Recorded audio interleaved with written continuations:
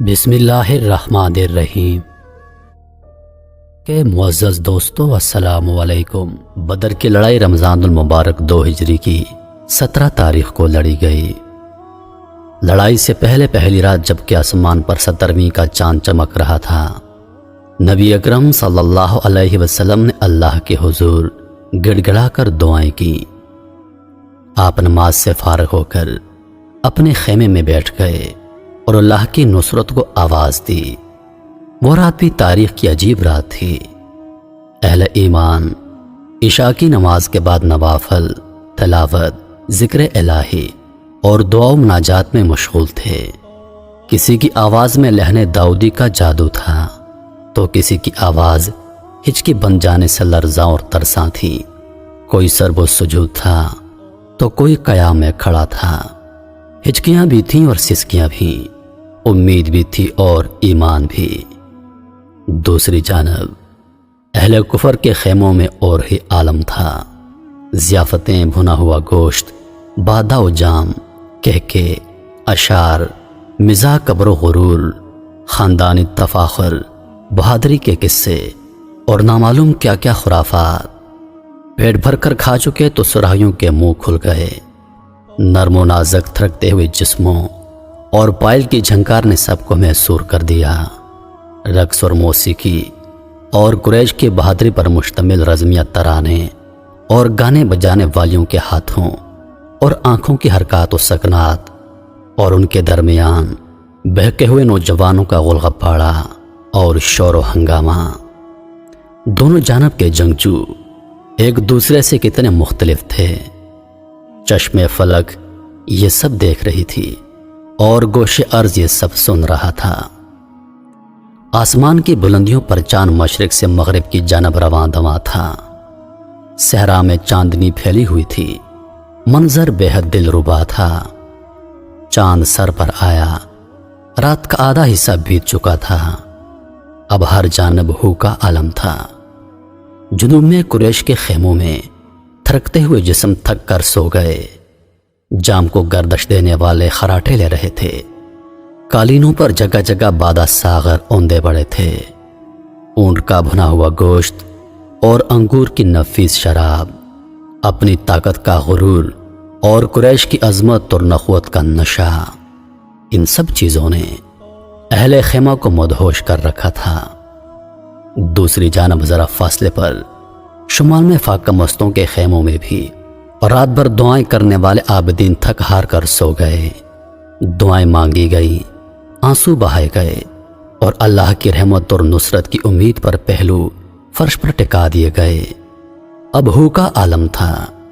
نہ کسی پرندے کے پر مارنے کی آواز، نہ درندے کے دھاڑنے کی صدا، نہ کوئی پرندہ سکوت کو توڑنے کے لیے متحرک تھا۔ خیمے کے دروازے پر جان نثار رسول صلی اللہ علیہ وسلم صدیق اکبر کھڑے ہیں۔ خیمے کے اندر آفتاب رسالہ جلوہ فرما ہیں۔ اس خاموشی میں بس ایک آواز ہے جو سنائی دے رہی ہے۔ یہ اس کائنات کے سب سے بڑے اور سب سے سچے انسان محمد الرسول اللہ صلی اللہ علیہ وسلم کی صدائے التجا ہے۔ خیمے کے اندر سے آسمانی چاند کی کرنیں اندر داخل ہو رہی ہیں اور زمینی چاند مہتاب نبوت کا منور چہرہ صاف نظر آ رہا ہے۔ آنسوؤں کی لڑیاں موتیوں کی صورت میں چہرے مبارک پر جذب ہو رہی ہیں۔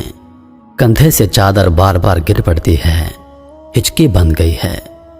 ایسے میں سب سو جائیں تو سو جائیں، مگر ابو بکر کو نیند کیسے آ سکتی ہے؟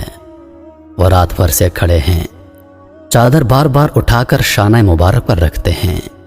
نبی کریم صلی اللہ علیہ وسلم کی کیفیت کو دیکھ کر ابو بکر کا کلیجہ منہ کو آنے لگا اور عرض کیا، حسبکا یا نبی اللہ۔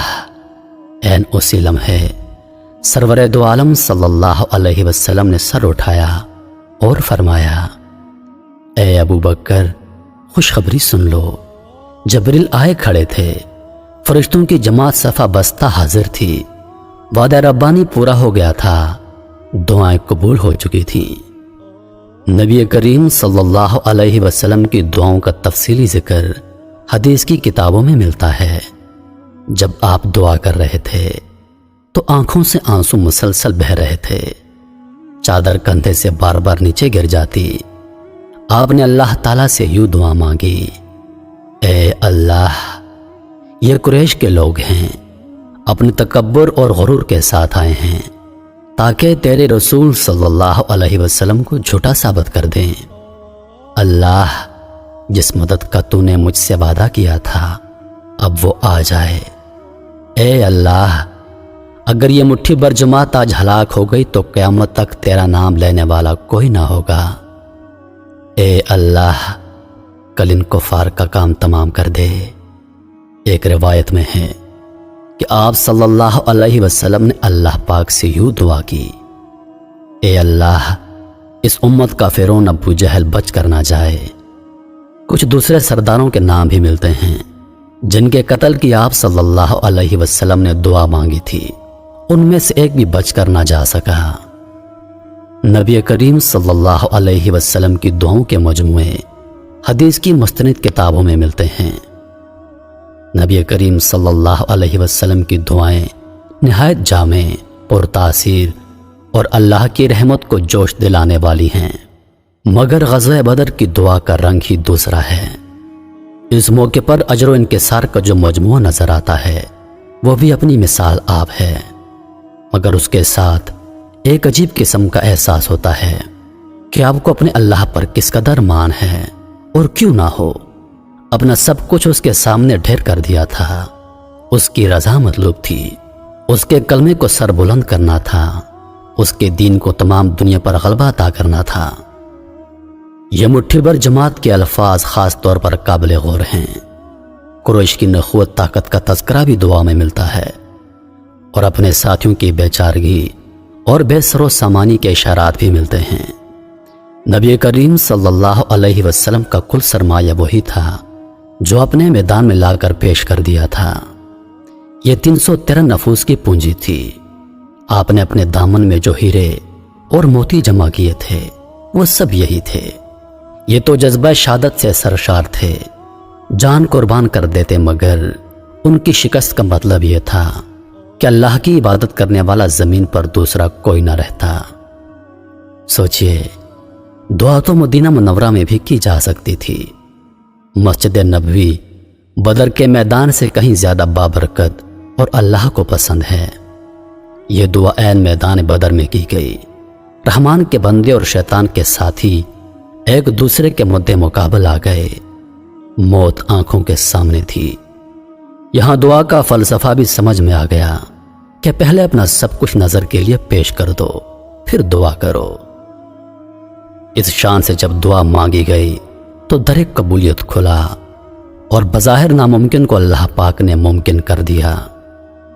جنگ کے دن نبی کریم صلی اللہ علیہ وسلم نے صحابہ کرام سے خطاب فرمایا، نہایت پر اثر اور جامع، مختصر اور دل نشین، جنت کی وسعتوں کا تذکرہ اور اس کی غیر فانی نعمتوں کا بیان، صف بندی بھی کی، اور جنگ کے دوران حکمت عملی اختیار کرنے کے لیے ہدایات بھی دی۔ صف بندی کا طریقہ پہلی مرتبہ نبی پاک صلی اللہ علیہ وسلم نے دنیا کی جنگی تاریخ میں متعارف کروایا۔ اس کے بعد سے لے کر آج تک یہ مختلف انداز کے ساتھ جنگی حکمت عملی میں جنگوں میں رائج چلا آ رہا ہے۔ آپ نے جنگی حکمت عملی کے لیے جو ہدایات دی تھیں ان میں اہم باتیں یہ تھیں، نظم و ضبط اور جرأت کا مظاہرہ کیا جائے، جنت کا حصول اور رضا الہی مقصود ہو، تیر اس وقت چلایا جائے جب دشمن اس کی مار میں ہو، کوئی ایک تیر بھی اس طرح نہ چلایا جائے کہ وہ ضائع ہو جائے، دشمن کے قریب آنے پر پہلے نیزے کا استعمال کرنا، اور پھر جب دشمن بالکل روبرو آ جائے تو تلوار سے کام لینا، اور جان رکھنا جو بندہ گھمسان میں صبر و ہمت اور ثابت قدمی اور استقامت دکھاتا ہے، اللہ تعالیٰ اس کے لیے آسانی پیدا کر دیتا ہے اور غم سے نجات عطا فرماتا ہے۔ اسلحے اور تعداد کی کمی کے پیش نظر نبی کریم صلی اللہ علیہ وسلم کی یہ ہدایات نہایت مفید، جامع اور بہترین حکمت عملی کا حسین مرکہ ہیں۔ یہ بات پیش نظر رہنی چاہیے کہ نبی کریم صلی اللہ علیہ وسلم نے اپنے خیمے کو بطور آپریشن روم یا کمان پوسٹ کے استعمال کیا، مگر کچھ لوگ یہ خیال کرتے ہیں کہ آپ عملاً میدان جنگ میں نہیں آئے۔ یہ بات درست نہیں۔ آپ صلی اللہ علیہ وسلم دشمن سے لڑائی کے وقت میدان جنگ میں موجود تھے۔ علامہ ابن کثیر رحمۃ اللہ علیہ نے اپنی معروف تاریخ البدایہ والنہایہ میں سیدنا علی بن ابی طالب کا یہ قول نقل کیا ہے کہ یوم بدر ہم نے دیکھا کہ سخت لڑائی کے وقت نبی کریم صلی اللہ علیہ وسلم ہم میں سے سب سے آگے تھے اور دشمن پر حملہ کر رہے تھے۔ ہم جب بھی اپنے آپ کو مشکل میں پاتے آپ کے سائے میں پناہ لیتے۔ جنگ بدر اسلام اور کفار کے درمیان لڑی جانے والی پہلی جنگ تھی جس میں اللہ پاک نے مسلمانوں کو فتح دی تھی۔ اس جنگ میں مسلمانوں کی تعداد 313 تھی اور کفار کی تعداد 1000 جنگجوؤں پر مشتمل تھی، جن کے پاس بہترین گھوڑے، بہترین تلواریں، بہترین ہتھیار اور عرب کے جانے مانے جنگجو شامل تھے۔ مگر دوسری طرف مسلمانوں کی تعداد صرف 313 تھی۔ اس جنگ میں اللہ پاک نے فرشتوں کی مدد کے ذریعے مسلمانوں کو فتح نصیب فرمائی۔ 72 مسلمان اس جنگ میں شہید ہوئے، جبکہ کفار کے بہت سارے لوگ مارے گئے، جن میں ان کے بڑے بڑے سردار بھی شامل تھے، جن میں سر فہرست ابو جہل ہیں۔ بہرحال اس جنگ میں اللہ پاک نے مسلمانوں کو شاندار فتح نصیب فرمائی۔ کفر اور اسلام کے درمیان لڑی جانے والی یہ پہلی جنگ تھی جس کا ذکر تاریخ میں ہمیشہ یاد رکھا جائے گا۔ میں امید کرتا ہوں کہ ویڈیو آپ دوستوں کو پسند آئی ہوگی۔ ویڈیو پسند آ جائے تو لائک اور شیئر ضرور کر دیجیے گا، اور آنے والی نئی ویڈیوز کے لیے ہمارے چینل کو سبسکرائب کر دیں اور ساتھ میں موجود گھنٹی کے بٹن کو ضرور دبا دیں تاکہ ہماری ہر نئی آنے والی ویڈیو سب سے پہلے آپ تک پہنچے۔ مجھے دیجیے اجازت، سانسوں نے وفا کی تو اگلی بار ایک اور ویڈیو لے کر آپ کی خدمت میں حاضر ہوں گا۔ تب تک کے لیے خدا حافظ۔ اللہ پاک آپ سب کا حافظ و نگہبان۔ ہنستے رہیے اور ہمیشہ مسکراتے رہیے۔